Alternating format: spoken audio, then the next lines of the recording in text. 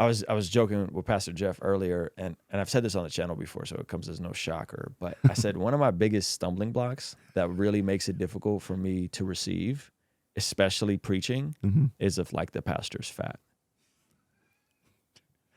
I feel you. I can't. But like, I can't. Tell me why.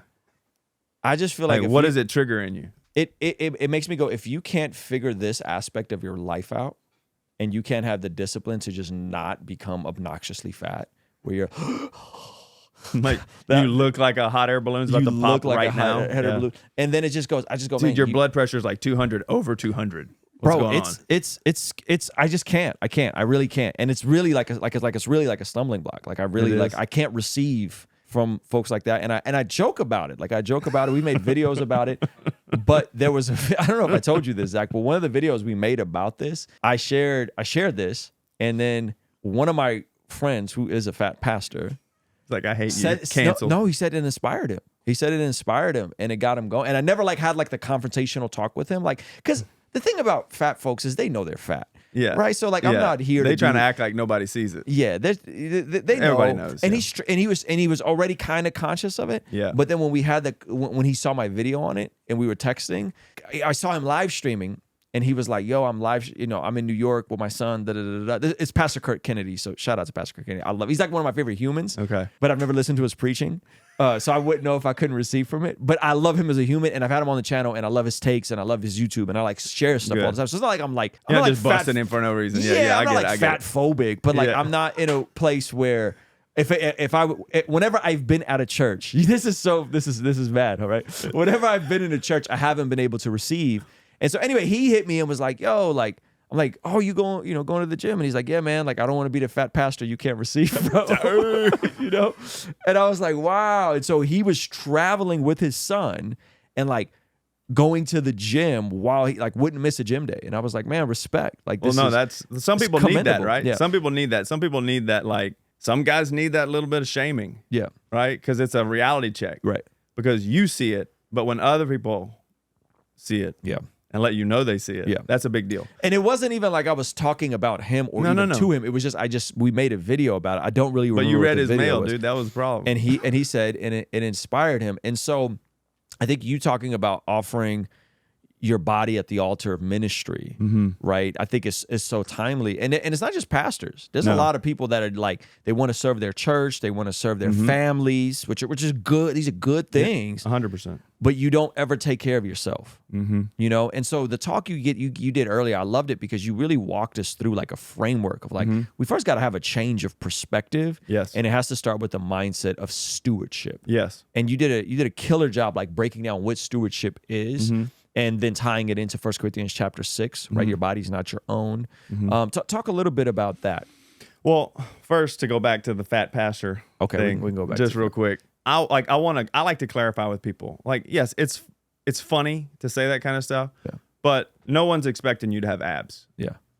Like, and I told Jeff this earlier. Nobody's expecting you to have abs, but you certainly shouldn't look like you have an allergy to any physical activity, right? Like, you break out in hives because there's a dumbbell over there. Like, that shouldn't happen, bro. Like, if you can talk to people about giving and stewarding their finances well, then what are you doing walking around with a 42-inch waist? Yeah.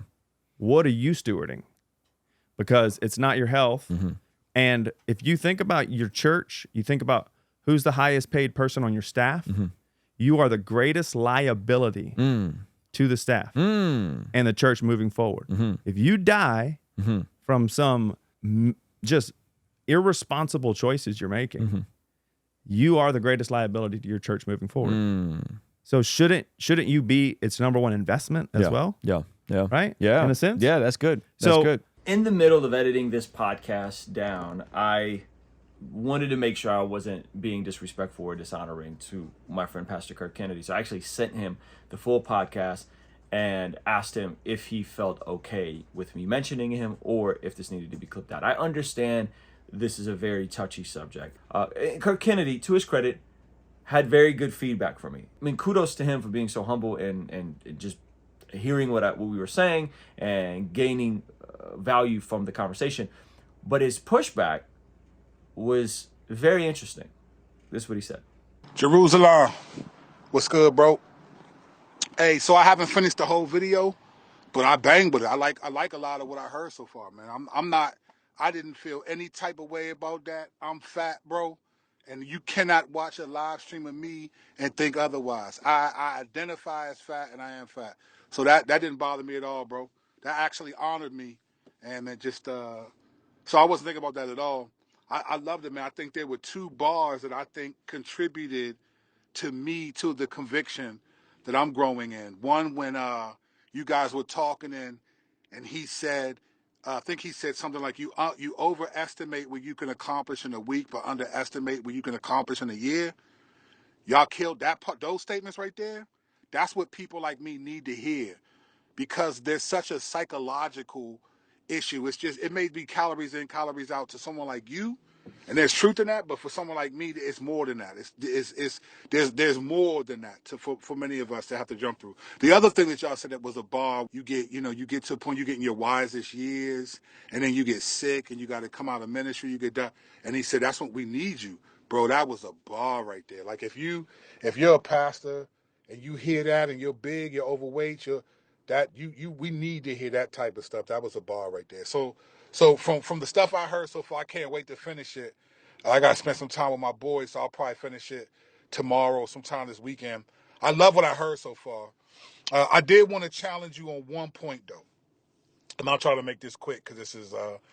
I did want to challenge you on one thought when you were like, I can't learn from pastors who are fat and stuff like that, and your point was, if you can't get this one issue right, then how are you? And I get it. I get that. And that's your personal thing, and I get that.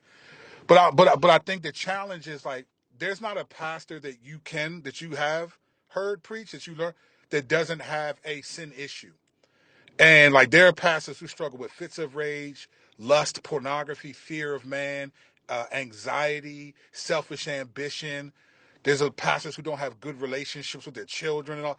There's a lot of things that all of us should be able to not struggle with because of the gospel, but we have them.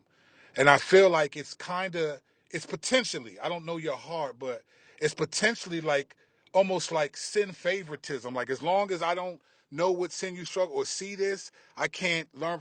Like, because when you're overweight, your weaknesses are obvious to everyone. But there's a lot of pastors who have terrible relationships with their children, and I have a fantastic one with mine.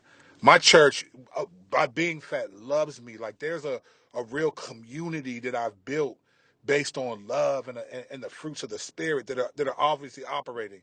Self-control, being overweight, sometimes impulsively buying something I don't need.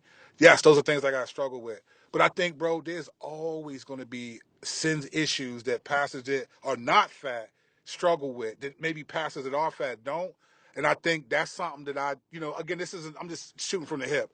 We can have a conversation if need be, but I think you got to be careful, because I think that's more about you being self-righteous than it is about them being overweight. Even though your perspective is real, we should be able to but there are a lot of issues that pastors struggle with that they should be able to get over. And being fat is just one of many things that men in ministry should have control over because of the gospel. So that's just a thought for you, bro. Love you, bro. Love what you're doing. I've been going through a lot, man, so I haven't been posting a lot, but I'm just starting to post again. So it feels good to be back on it. But I'm still working it. I'm using Noom.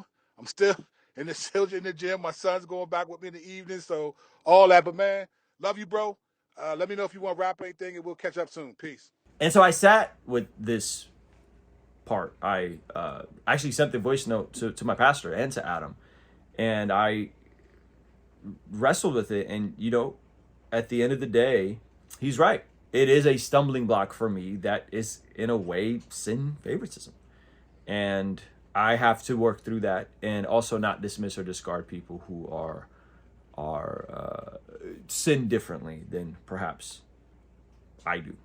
So anyway, I would like to know what you guys think about this whole conversation. I know it's a touchy one, but if you haven't, go sign up for Patreon, listen to the full conversation, because we get into 6 key things that are extremely helpful that I don't want you to miss. So sign up for Patreon, and if you haven't, get yourself a Bless God prayer journal, available now at blessgod.shop right now, and we'll link Adam Bro's information below as well. All right, I'll see you over there. Peace.